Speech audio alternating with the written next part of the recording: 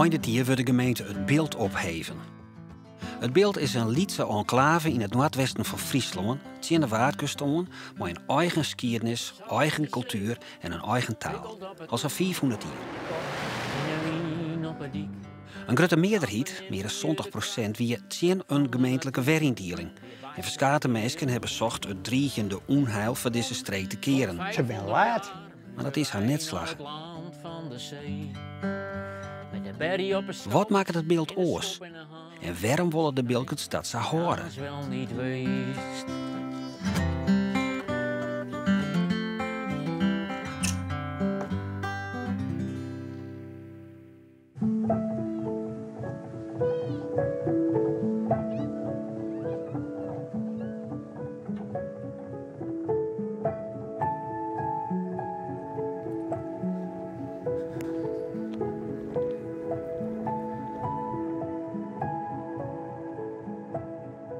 In mijn beleving heeft het beeld er hier looit zodat het hier nou looit.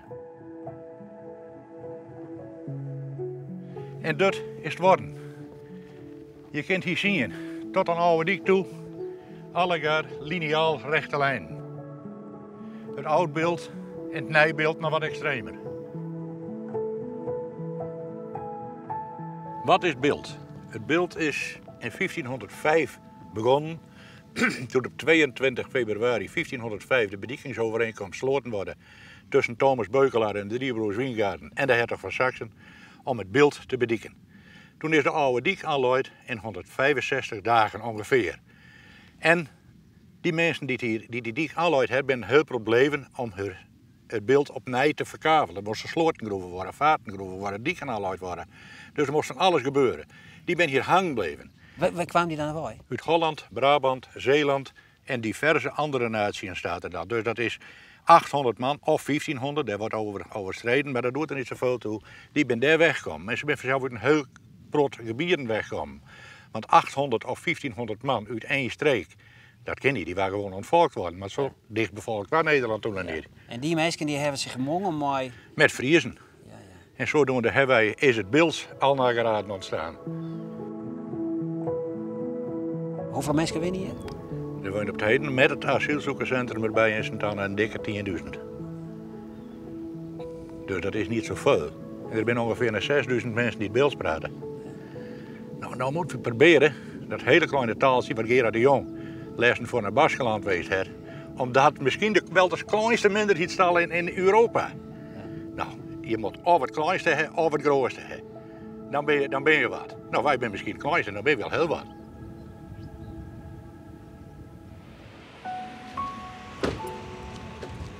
Gerard de Jong is haatredacteur van de Biltse Post. Een Lietse lokale, maar serieuze nieuwskrant die het 1 keer in de week verschijnt en zo'n 1800 abonnees stelt. De krant wil heel bewust een stem bieden aan de Biltse taal en de verhalen vertellen die de mensen hier in de streek dwaande hoort. Ik denk dat de krant toch een soort speel en soms ook een aanjager is in de Biltse gemeenschap. Hoi, ja, best correct op tijd. Deze krant werd Bilkens hun eigen Biltse taal waarom lezen kennen en zien kennen. En hem daar ook in gebruiken kennen. Dat is een heel rudimentaire, wezenlijke zaak als een familiebericht. Een overlijdensbericht. Dat willen ze in beeld zijn. Als ze het zelf niet weten te spellen, dan helpen wij ze daar met vanzelf. Dat ben zaken van leven en dood en dat willen ze in hun eigen, in de Biltse taal bijvoorbeeld. En daarnaast, onze functie is gewoon om dat beeld zoveel mogelijk te gebruiken. Omdat mensen dat hier heel veel gebruiken. En daarnaast brengen we natuurlijk gewoon nice wat er speelt. Ja. Gerard zit op de School van Journalistiek doet in het jaar 2000 zijn paken, die doe-haatredacteur weer, samen verstoor.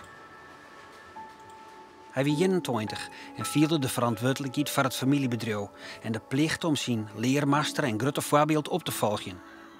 Goedemorgen. Zeker als je op de school van journalistiek zit, dan wil iedereen naar de Volkskrant of NRC of het NOS-journaal, ik noem maar wat. En het lokale suffertje, hè, wat het dan zo vaak genoemd wordt, ja, dat klinkt dan niet heel sexy of spannend. Maar ik ben door de jaren heen steeds meer gaan waarderen dat een lokale krant echt een wezenlijke rol in een lokale gemeenschap hebben kan. En al helemaal dat die lokale gemeenschap, zoals als het beeld, met zijn eigen hele kleine taal, ja, is dat een enorm belangrijke functie, denk ik. En is er weinig mooier dan dat, omdat je ziet dat het resultaat heeft, of je merkt dat je het ergens voor doet. En meestal komen hier altijd aanlopen met kantoor en hebben wat, of ik moet even praten zien. En die krant staat dus in het midden van die gemeenschap.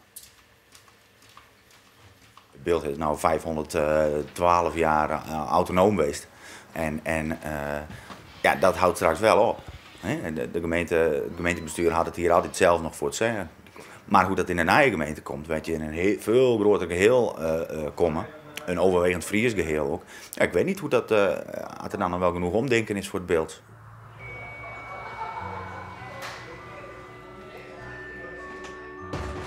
In pannenkoekrestaurant De Struiverij in Sint-Tonne is jong voor het eerst zo'n tien weer een groot Beelds dicté. Het beeld gaat straks op in de Waardhoeken. En vanaf 2018 is het beeld niet meer het beeld. Maar ja, de Beeldse taal en de Beeldse cultuur gaat daarmee natuurlijk niet verloren. We hebben een gezamenlijke verantwoordelijkheid om ervoor te zorgen dat het beeld op elkaar blijft. Maar dat is eigenlijk voor het eerst weer dat we dat nou dus weer opstarten. Mensen, het is 8 uur. Dacht ik, ja, bijna. Nee. Ja, optreedt. Nederlandse invloed, kan er niks aan doen. Merk je dus nou ook, ik heb het zelf ook wel, dat bepaalde woorden, Beeldse woorden, ook wel wat van Nederlands. En maar dat zie je steeds meer. Maar goed, taal is natuurlijk altijd aan verandering onderhevig. En dat is op zich ook niet erg. Maar goed, daarom snap ik wel dat de oude Beeldkers, die natuurlijk praten toch weer anders Beelds als de huidige Beeldkers. Maar dat is, zelfs per dorp is het al verschillend. Boukie leest straks het dicté voor. Ze leest hem eerst in zijn geheel voor. Daarna doet ze dat rustig aan, zin voor zin. En dan na afloop kijken wij het na. Voor de top 3 hebben we een prijsje en voor de winnaar hebben we ook nog een wisselbeker. Dus ik zou zeggen, heel veel succes. Gurbus zei, nou moet ik ook nog aan de suikenbrei. Het is al zo brodzig. De lucht staat ook als een breiwagen. Dus, maar gauw op huis aan.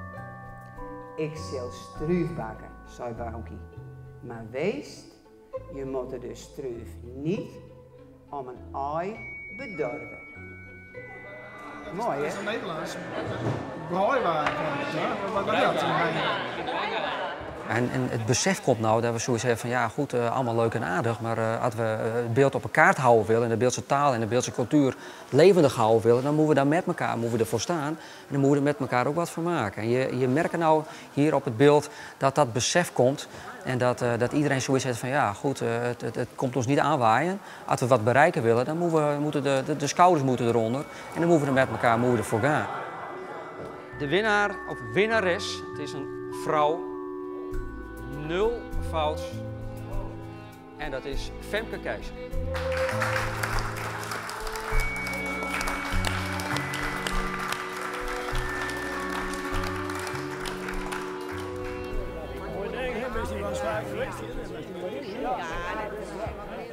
is hier heel mooi. Er staat 5 fouten. Ik heb het lezen, ik heb die nou wel leggen. De wie die hier 0 fouten. Dat bestaat dus niet, dan ga je 5 fouten.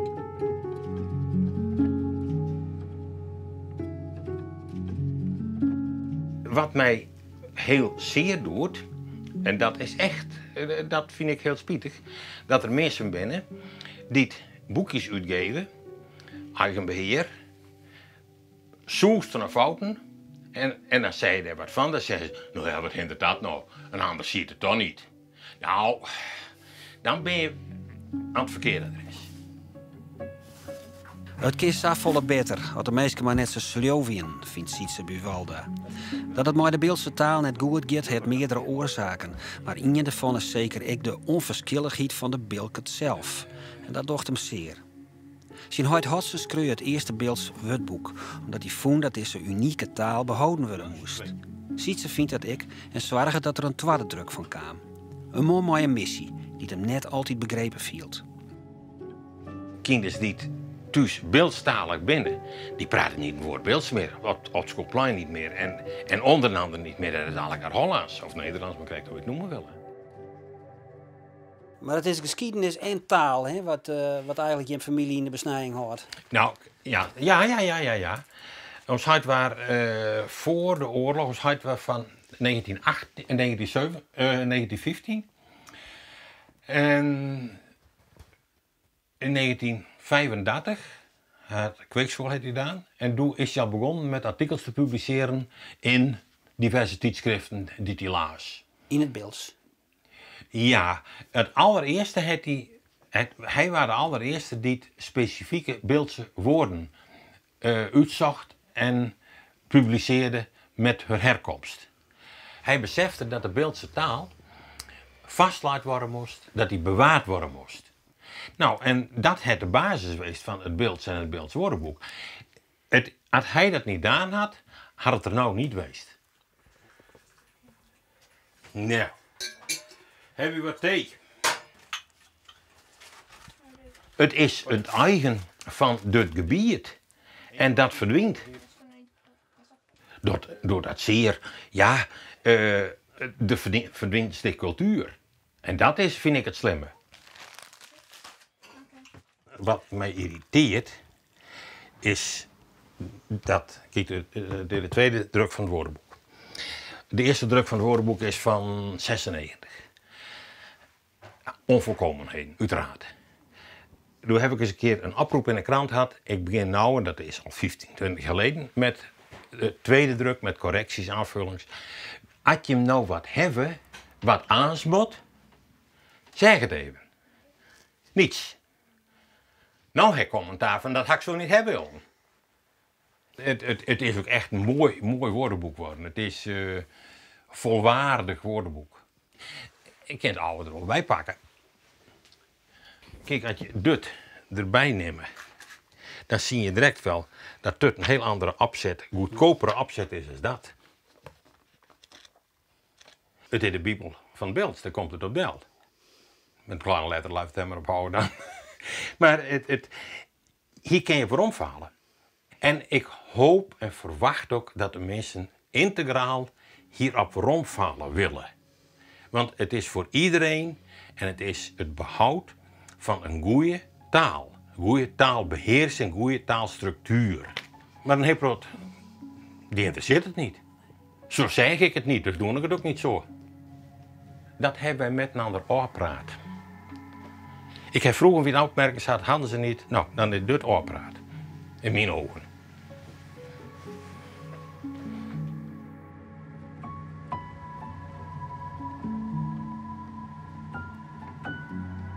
Ja, 1 uur. Ja?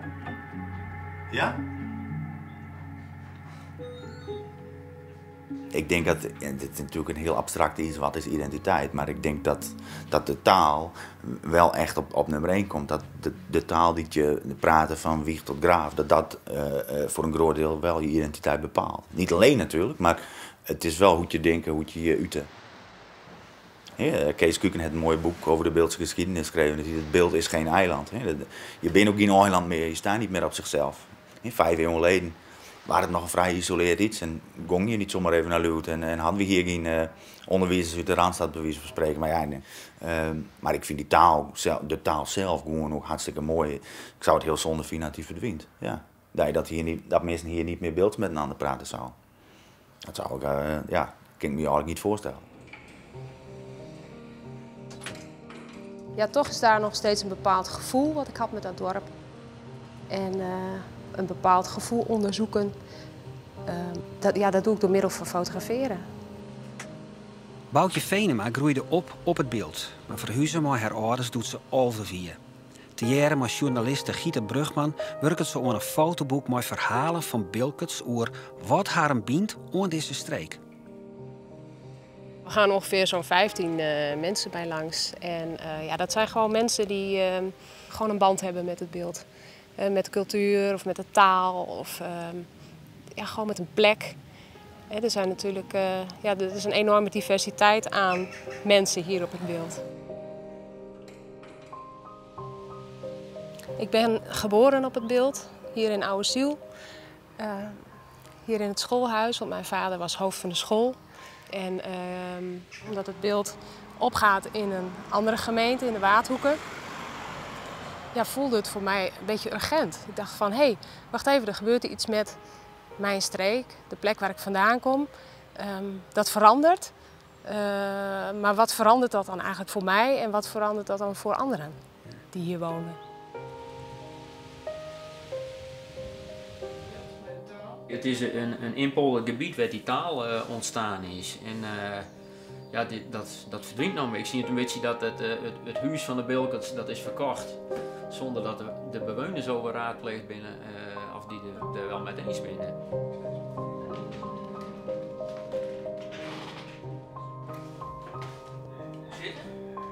Ik maak portretten met de houten camera.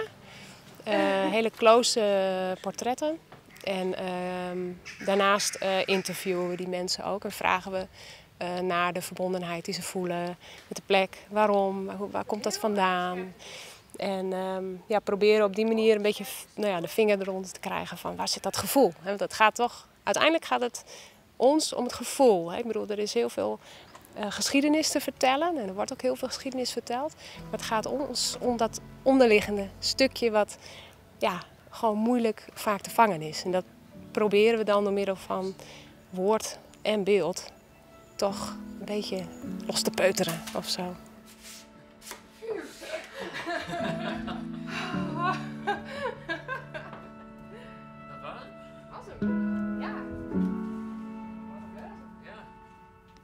Hoe groot is het beeld eigenlijk? 8000 hectare. En dat zou waarlijk dichtstrok. In Friesland loopt een plakje grond van krap 8000 morgen. Dat nog voor goede 300 jaar. Maar correct het hebben weer waar. En weinig gaan voor zorgen. Maar hij zei ook, daar wonen mensen rond van aard. Die gebruiken hoofd en handen. Die houden niet van draaierij, gekleem of flauwe vlaaierij. Maar haar is op het tanden. En hij sluit met, het beeld, ah ja, dat loopt me hoog. Dat wil ik voor elk wel weten. Het beeld is mijn geboortegrond. En werd ik ook zwerf op wereld rond, het beeld zich nooit vergeten. Hoe vaak hebben we dit op zijn? Dat heb ik niet durfd. Maar het emotioneert je nog altijd. Ja, het het wat. Ja, ja, hoe moet je dat zeggen? Ik denk dat iedereen dat heeft van zijn geboortestreek. En dat is zo bekend. En ja, Wally Dijkstra die het er woorden voor vonden. Die ja, inderdaad emotioneren en die je pakken.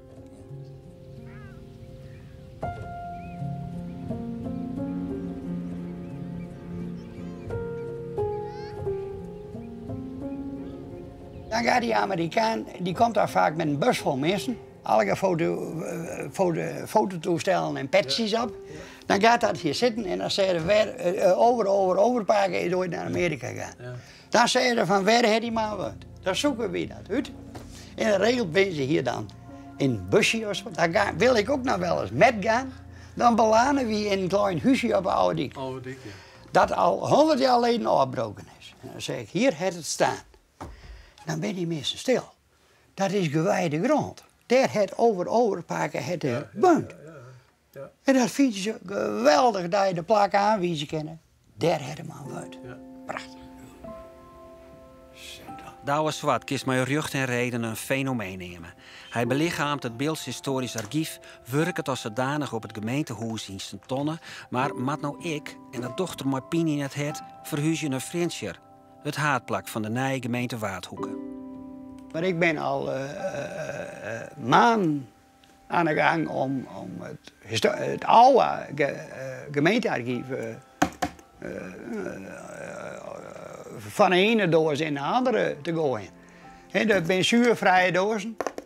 En wij hebben het spul nog in oude dozen. Niet zijn er.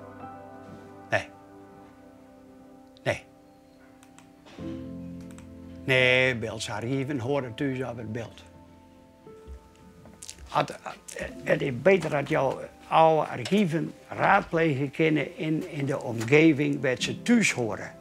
En dat er dan vaak ook mensen binnen die archieven snappen en begrijpen. Dat raak je dan kwijt als je met archieven begint te slepen. Hollandse straat 3, ten noorden van de Koen. Dus het is zo'n soort huis geweest? Ja, dat is het. Dit is het? Ja, dat is het. Het geboortehuis van opa Dirk? Alsjeblieft. Ja. Hij is de belichaming hij is een soort de wandelende Beeldse historie bijna. Maar daarnaast heeft hij echt een functie dat die mensen echt helpt om hun geschiedenis uit te zoeken. Mooi. Hebben we nou een klein eentje? Ik weet niet waarom. Dat wil dus zeker niet. Dat historisch archief niet op het beeld blijft, ja, dat vind ik een grote misser. Ja? Ja. Historische flater. Ja, dat is maar gerust een flater noemen, ja. Ja, als het weg is het weg. Hè. Dan krijg je het ook nooit weer in deze vorm waarom. Dat huis, waar wij nou over praten, dat het hier staan. Ja. Dus op dat hoekje bij dat bejaardencentrum daar. Ja. Hoe mooi die foto er even bij hebben. Leuk. Oh, wat interessant hier. Zeker. Dat. Dit straatje? Ja, dat is Duinstraat. Laat dat precies hetzelfde plak. Dat huisje. Het daar staan. Op het hoekje Het daar staan. Waar die blauwe auto staat. Ja. Nou, dan gaan we Daar kan je wel weten dat het paar keer geboren is. Ja. Nee, klaar. Maar... Het onvoldwongen bewijs leidt aan. Ja, dat is zo. Ja. Kijk, ik werk hier nu 22 jaar. Ik heb dus ervaring met het archief. Ik heb het archief ook in een kop. En ik kan me voorstellen van, als hij na mij heen komt die er niet veel van weet, dan gaat dat op een andere manier. Wij hebben nou, er wordt mij een vraag gesteld en dan, en als we het antwoord niet linksom vinden kunnen, dan gaan we rechtsom. En dan is er wel kennis van het archief voor nodig, maar ook kennis van de historie van de omgeving, waar dat archief mee te maken heeft. En dan denk ik dat Franeker al een te grote afstand is. Dan moet je je zorgen over. Je moet je zorgen over dit archief. Ja. Ja. Daar hebben ze wat. Ik praat je nou niet precies welke stoeptegel, maar daar hebben ze wat. Ja. Die dan tussen. Gerard de Jong wie van het Simmer in San Sebastian om onderzoek te doen naar de Basken en hoe die als taalminderheid met haar taal en identiteit omgaan. Hij is dwaande met een boek over de opkomst van de Beeldse beweging jaren 70 van de vorige eeuw. Het is nog maar 30 jaar geleden dat ze daar op het dik en geen Baskisch praten mochten. Kinderen op school die kregen met de lat als ze Baskisch praten. Dan kon ze ervoor oppakt worden. En ze hadden natuurlijk ook echt strijd met wapens gehad, met de ETA. Het verhaal is wel bekend. Maar zij hebben gewoon enorm lange tijd zijn onderdrukt geweest. En dus zie je dat dus heel hard hoe harder dat er onderdrukt wordt, hoe meer dat bewustzijn en voor je eigen taal en identiteit opkomen, hoe meer dat opkomt. En ze hebben daar in Baskeland hebben ze wel eens gekskerend zijn van die Friesen die zouden morgen het beeld verbieden moeten. Dan een beeldse, dan komt er pas echt een beeldse beweging. En dat is natuurlijk gekskerend, maar het zijn natuurlijk wel een beetje een punt. Dat zie je in de beeldse geschiedenis ook. Dat beeldse bewustzijn kwam pas op toen er dreiging was van dat hier Friese lessen overal komen zou. En ja, hoe die Basken met hun taal en cultuur omgaan en hoe ze daarvoor opkomen. Dat het ook echt droegen wordt door de meesten. Hè? Dat het niet alleen een elite is van culturele organisaties, maar dat het echt de meesten binnen die het voor opkomen. Ja, dat vind ik prachtig. Dat heeft het vuurtje bij mij ook wel weer aanwakkerd, ja. Maar dan vroeg kon ik gewoon vanuit de huisweg kon hier zien en hier was de spoor zit zelf een stukje rood. Oh ja, hier zit nog een stukje in. En daar bij Laas was dan de Zwarte Rijd. En daar waren wij vaak te vinden met vuurtje fikken. En dan vond ik overal asbest hè, op de paden met boerderijen en zo. En dan vuurtje fikken en dan gooi je met die stukjes asbest in het vuur en dan knalde dat. Vroeger is het jaar, dan kwam er een trein. Dan zaten we thuis voor het ruit. Dan zagen je in de veet al de rookwolken boven de Erpeloodse neer. En later elastiekjes zoeken in dies, dat looide aan de kant van het spoor. En fikkies stoken op een zwarte reet en dan kreeg je weer een veeg om het oor. We vragen de mensen ook of ze een hele specifieke plek hebben waar ze een band mee hebben. Dat kan natuurlijk van alles zijn. Hè. Dat kan te maken hebben met een jeugdherinnering, maar het kan ook te maken hebben met hoe je hier bent gekomen. Of, ja, dat kan van alles zijn.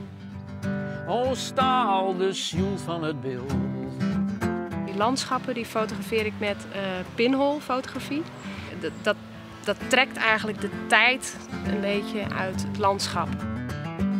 Je ziet zeg maar het oude landschap erin. Dus de geschiedenis eigenlijk zie je er bijna in. Het kan een foto zijn die in 1900 is gemaakt, of nu. Dus eigenlijk probeer ik op die manier een hele lange periode daarin te vangen.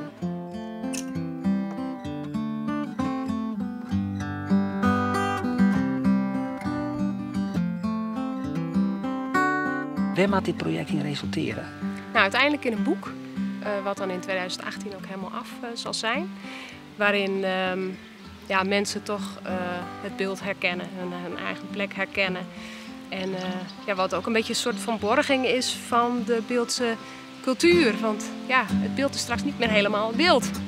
Maar goed, in de harten van iedereen hopelijk wel. Van oost naar west, die plakje te vinden. Zo mooi, zo uniek als het beeld. Ja, ik heb het altijd weten. Het is de taal dat maakt het verschil. Ons taal, de ziel van het beeld. Nee, dat de gemeente eerst verdwijnen, ja, ik vind het ook zo spietig. Maar daar gaat die taal niet van een of andere dag, die verdwijnt er niet met. Maar het verdient wel continue aandacht, denk ik. En je moet het gebruiken blijven, mensen moeten het zien kennen in het straatbeeld, in de krant lezen kennen. Om het op, in die zin op peil te houden. Voor mij is het puur een gevoel. Ik ben Wilger.